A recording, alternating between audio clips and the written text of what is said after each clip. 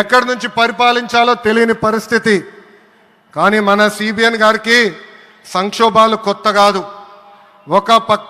ఒక పక్కన సంక్షేమం, మరో పక్కన అభివృద్ధి చేసి చూపించారు. అందరి ఆమోదం తెలిపిన తర్వాతనే అమరావతి రాజధానిగా ప్రకటించారు. రైతులు చేసిన త్యాగం వల్ల ఈరోజు అమరావతి ఏర్పడింది. ఒకే రాజధాని అభివృద్ధి వికేంద్రీకరణ అనే ఎజెండాతో మన ప్రభుత్వం ముందరికెళ్ళింది. రాయలసీమను ఎలక్ట్రానిక్స్, ఆటోమోటివ్, రెన్యూవబుల్ ఎనర్జీ హబ్గా తయారు చేశాం. గోదావరి జిల్లాలో ఆక్వాని పెద్ద ఎత్తున ప్రోత్సహించాం. ఉత్తరాంధ్రలో ఐటీ, ఫార్మా కంపెనీలు కూడా ఆనాడు మనం తీసుకొచ్చాం. కానీ 2019 నుంచి 24 వరకు విధ్వంస పాలన మనం చూసాం. మన సిబిఎన్ పై ఉన్న వ్యక్తిగత కక్షతో అమరావతిని చంపేయాలని చూశారు. ఒక్క ఇటుక కూడా పెట్టకుండా 3 రాజధానులంటూ 5 సంవత్సరాలు గడిపేశారు. 8 ఏళ్ల పిల్లోడి దగ్గర నుంచి 80 సంవత్సరాల వృద్ధుల వరకు జై అమరావతి అంటూ జెండా బతుకుని రోడ్డు పైకి వచ్చి ధర్నాలు చేస్తాం, పోరాటాలు చేస్తాం. మనందరం చూసాం. జై అమరావతి అన్నందుకు రైతులకి సంఖ్యలు వేశారు. జై అమరావతి అన్నందుకు మహిళా రైతుల్ని పోలీస్ బూటులతో తన్నిచ్చారు. జై అమరావతి అన్నందుకు రైతుల్ని ఏకంగా పెయిడ్ ఆర్టిస్టులు అన్నారు. ఎన్ని అరాచకాలు చేసినా అమరావతి రైతులు తగ్గేదే లేదన్నారు. 1631 రోజుల పాటు అమరావతి ఉద్యమం కొనసాగింది. 2070 మంది రైతులు చనిపోయారు.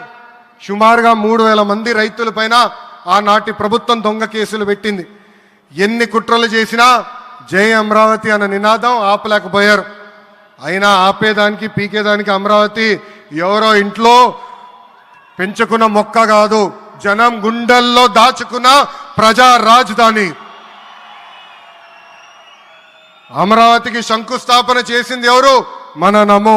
మన నమో శంకుస్థాపన చేసిన అమరావతి ఆపే దమ్ము ఎవరికి లేదు.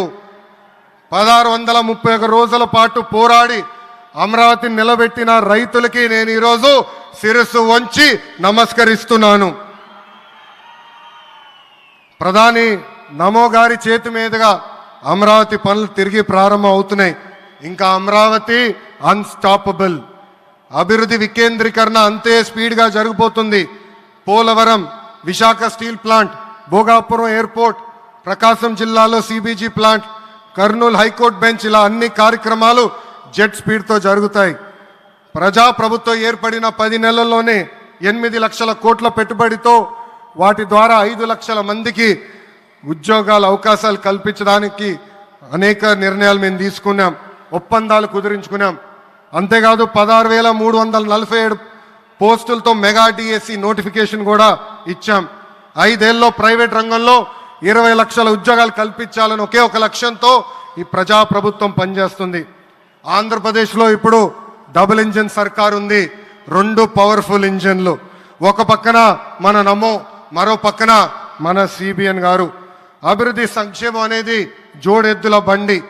ఎన్ని ఇబ్బందులు ఉన్నా సంక్షేమ కార్యక్రమాలు అమలు చేస్తూ అభివృద్ధి పరుగులు పెట్టిస్తున్నారు మన సిబిఎన్, మన పవన్ అన్న. ఇంకా మనకి తిరిగే లేదు. ఇది తెలుపుకుంటూ గౌరవ ముఖ్యమంత్రి గారు ఎప్పుడూ మన పైన ప్రేమ చూపిస్తూనే ఉన్నారు. మనం అడిగిన అన్ని కోరికలు తీర్చుకుంటూనే వస్తున్నారు. నాకు తెలిసినంత వరకు ఏ రాష్ట్రాన్ని కూడా గౌరవ ప్రధానమంత్రి గారు ఇన్నిసార్లు వెళ్ళింది లేదు. దానికి నేను హృదయపూర్వక ధన్యవాదాలు తెలుపుకుంటూ జై అమరావతి, జై అమరావతి, జై అమరావతి, జై ఆంధ్రప్రదేశ్, జై ఆంధ్రప్రదేశ్, జై ఆంధ్రప్రదేశ్. నరేంద్ర మోడీ గారి నాయకత్వం, నరేంద్ర మోడీ గారి నాయకత్వం, చంద్రబాబు నాయుడు గారి నాయకత్వం, పవన్ అన్న నాయకత్వం. జై హింద్.